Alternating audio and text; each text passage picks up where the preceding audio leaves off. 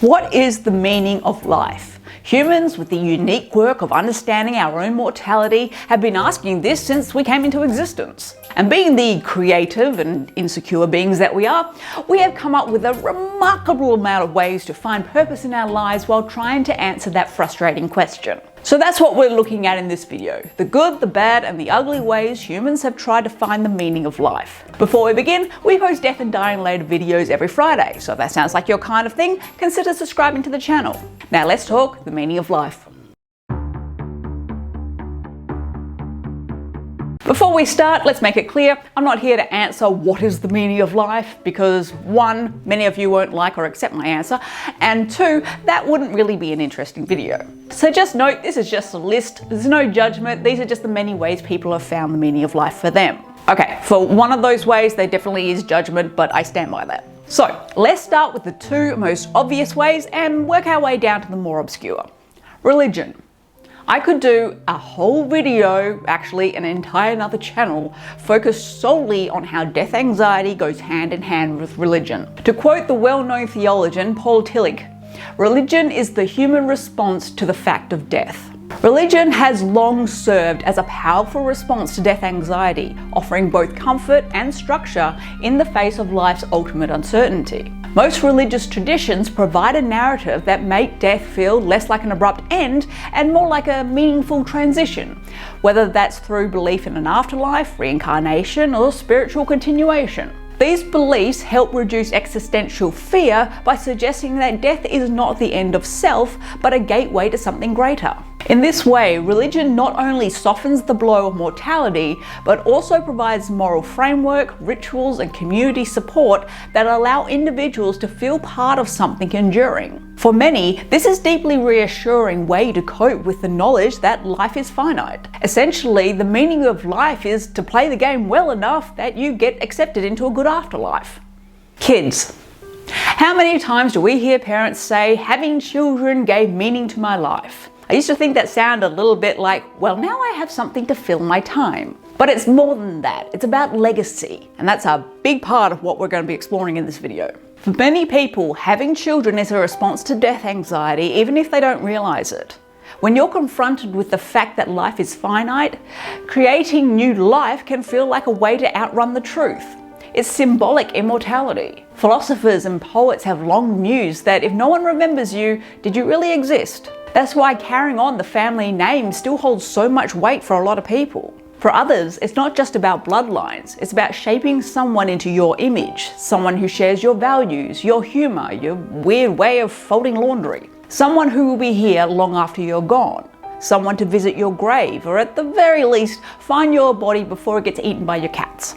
So kids and religion, these are probably the two most common, enduring, and widely recognized ways people find meaning in life. They've shaped cultures, societies, and individuals' lives for millennia. But there is a whole other way that people search for purpose that might surprise you. So let's dive into some of those less obvious pathways to meaning. Charity foundations. When I say charity foundations, I'm talking about those created as a way to give back, either after someone's death as a memorial or while they're still alive with the intention of creating a lasting legacy. One of the most common forms is memorial scholarship, in loving memory of someone's life, career, or cause, designed to help others walk on a similar path. But on a larger scale, this is philanthropy as legacy building. Many of these foundations are established by the ultra-wealthy, not just as a tax write-off, though let's be honest, that doesn't hurt, but it's a carefully curated posthumous identity. It's one thing to be known for your wealth while you're alive, it's another to be remembered for your impact. Think of the Rockefeller Brothers Fund, the Wellcome Trust, the Ford Foundation. These organizations continue to shape health, education, science, and the arts long after their founders are passed. But it's not just about big money. Smaller community foundations, grants in the name of a beloved teacher, local activist, or child lost too young are all examples of people trying to ensure that someone's life, no matter how short, continues to echo into the future. It's legacy, not in stone but in action, a way of saying they mattered and now you will too. Scientists and explorers. Having something named after you because you discovered it is a massive legacy project. It was more common 100, 200 years ago, but it still happens. Louis Pasteur worked out the process of killing harmful microbes in food and drink, so it was called pasteurization. Abel Tasman was an explorer that discovered Tasmania, the island off Australia, and it was named after him. Many explorers have had lakes, glaciers, islands named after them, and many scientists have had animals, trees, processes, and chemicals named after them. Also, being the first to do anything really goes down in your legacy. The first to go to the moon, for example, or the first to dive a handmade submarine down to the Titanic. Of course, you can't necessarily control the story your legacy takes, perhaps if you made better decisions, but shit happens.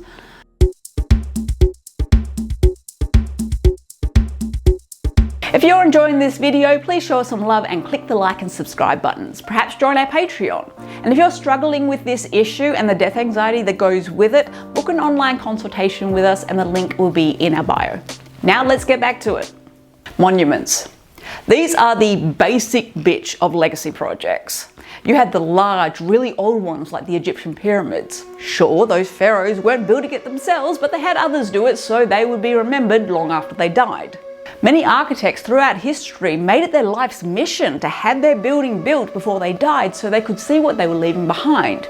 Particularly cathedrals, for example, as it was a great honour to be chosen to design such a project. Sadly, many of them didn't live that long because buildings back then could take hundreds of years to build. On the smaller side of things, individual mausoleums, such as the grand ones that we saw back in the 1800s, are also unknowingly legacy projects. They make a statement and show everyone, I was here, I had this built, I meant something.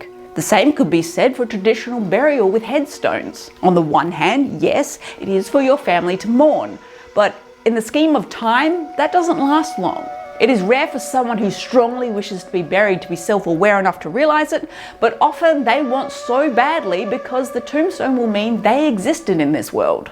Extremism. Extremism, whether religious, political, or ideological, often finds fertile ground in the psychological terrain of death anxiety. When people are confronted with the awareness of their own mortality, it can trigger a desperate attempt for certainty, identity, and permanence. Extremist ideologies offer exactly that. Clear rules, a defined in-group, a cosmic purpose, and often the promise of symbolic or literal immortality. According to terror management theory, when people are reminded of their mortality, they become more likely to defend their worldviews aggressively and to vilify those who threaten them. Extremist groups exploit this fear by framing the world in a life or death terms, us versus them, good versus evil, offering followers the illusion of control and significance in this chaotic and finite world. In this way, death anxiety doesn't just contribute to personal or existential distress, it can also be weaponized to radicalize individuals and justify violence in the name of a cause that claims to outlive death itself. Social media.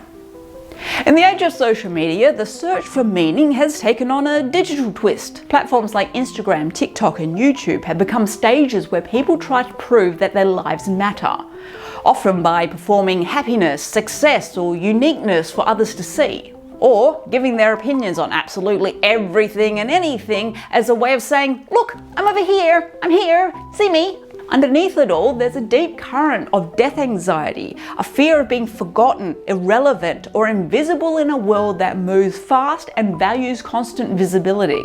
Likes, followers, or viral moments offer a kind of symbolic immortality, proof that we existed, that someone saw us, even if for a moment. In this way, social media can become both a coping mechanism and a trap. It offers the illusion of meaning while often amplifying insecurities and existential doubt. For many, it replaces deeper forms of purpose like relationships, creativity, and contribution with fleeting validation. The timeline scrolls on and these people post in the hope that they won't be scrolled past and forgotten. Because if you didn't post online, did it really happen?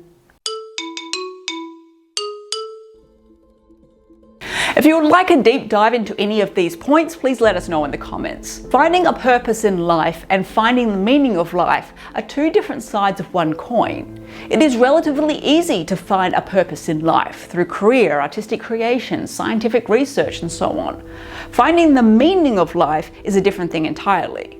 And that's why religion, the meaning of life is to do well enough to get into a good afterlife, and kids, the meaning of life is to keep the species alive, are such long-lasting, deeply felt answers to that question. So what are your thoughts on all of this? Let us know in the comments. And with that, go talk death.